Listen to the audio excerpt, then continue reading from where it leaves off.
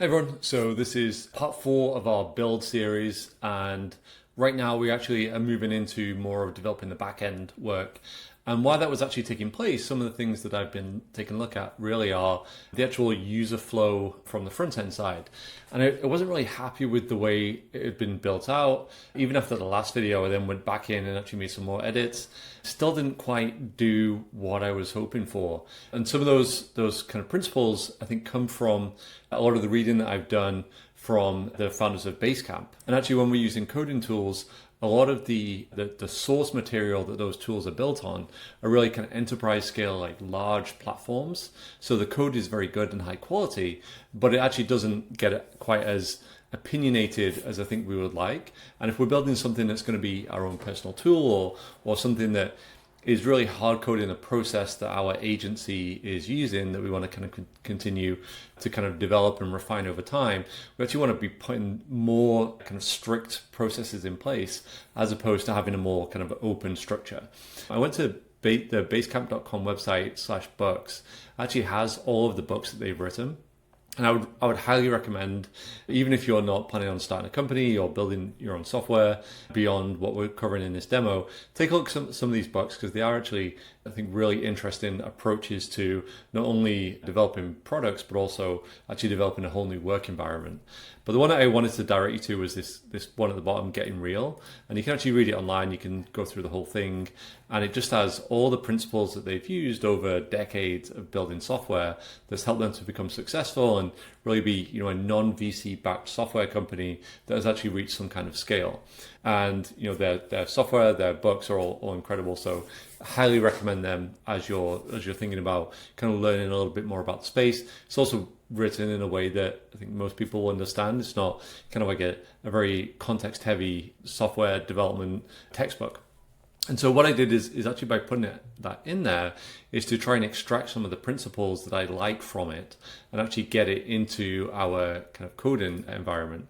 And so as I've been kind of going through this, you can see I've actually hit my session limit on the backend development. I've been going through this, I've started to try and incorporate some of their principles, like very simplified design scope and a more kind of opinionated workflow based on what I have found most successful in my own career. So this ATS that we're building should be something that would be second nature to me. And actually, if you're trying to build software around a process that you're doing yourself, that's kind of a really good approach.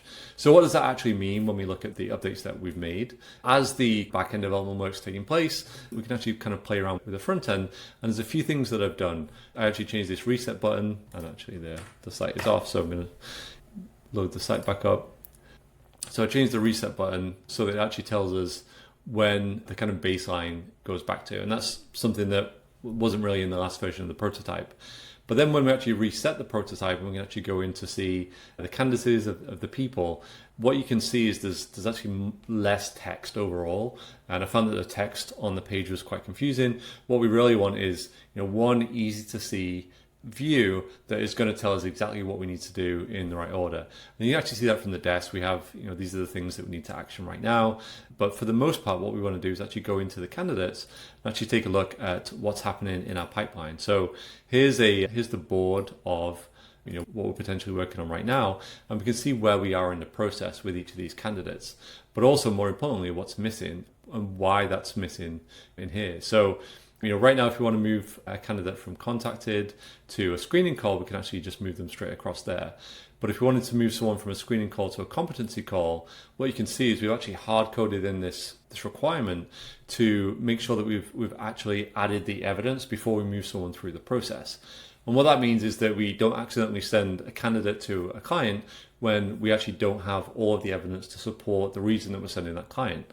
And when we open the scorecard, what we can see is that there's two things missing from the screening call category.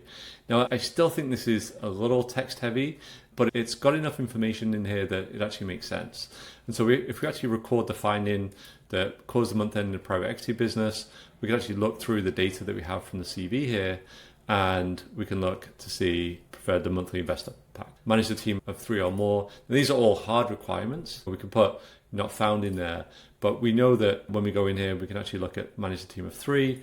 And so that this person now has all of the requirements in order to move them through the process. We haven't done the competency call yet, But if we go back to our desk and back to the candidates, we can now look at the moving across of this candidate into competency call. And the one thing that we haven't done yet is send them the message. So when we advance to competency call, we have automatically sent that message, and that's what the workflow did. And so if we go back to our financial controller, back to the desk, and there's still a little bit more clicking here than I would like, so that's something to kind of work on in the future. But going back to this desk, and we see there's been a number of different clicks that we've had to make, but when we click onto this candidate now, we can actually see we actually do have all of the evidence that we need in order to keep advancing this person through.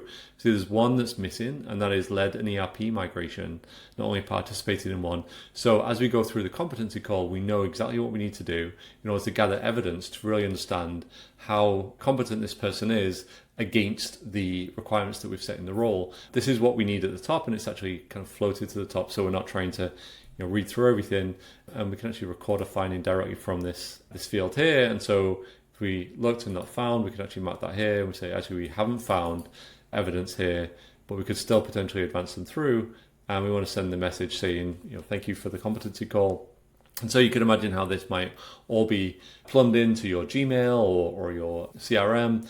And as you're moving candidates throughout the process, they're getting the auto updates. So you continue with that candidate messaging. Maybe it's just dropping a draft into your outbox so that you can actually go in and personalize the message somewhat. So you have the AI doing the 80% and the last 20% is your own personal touch. And that's how you're going to keep these candidates warm.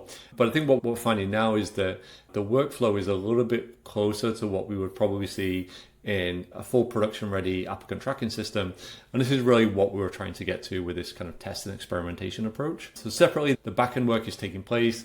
There's not really much to show there because all it's doing is taking all of the connectors that we need to drive this on the front end and actually create a link to a database that gives us not only the kind of permanent record of everything that each of these candidates does at each stage with all the evidence that we're gathering, but also one of the important things we spec out is row level security, meaning that we're not accidentally going to send one person's candidacy to the wrong end client. And so we're actually putting all the principles in place right now to prevent that from happening and actually giving us a really secure product that will actually work in production at a much later stage when we're ready to launch this. I think next time I'll be able to give you an update on how we've deployed the backend and how we've actually wired everything up to a database, what the database looks like, what we need to know as the product owner rather than actually getting into all the technical details. And then we can really take a snapshot there and figure out, okay, what more do we need to do in order to get to a point where we're actually comfortable using this instead of whatever system we have in place, whether that's Notion with a CRM and Kanban board built into that, or if that's a paid for applicant tracking system that is currently costing you money. Can you actually replace this with something that you've built yourself? And then we'll take it from there. So please drop any comments or questions below. We'll try and answer them in the videos as we continue producing them. But otherwise, I'll see you next time.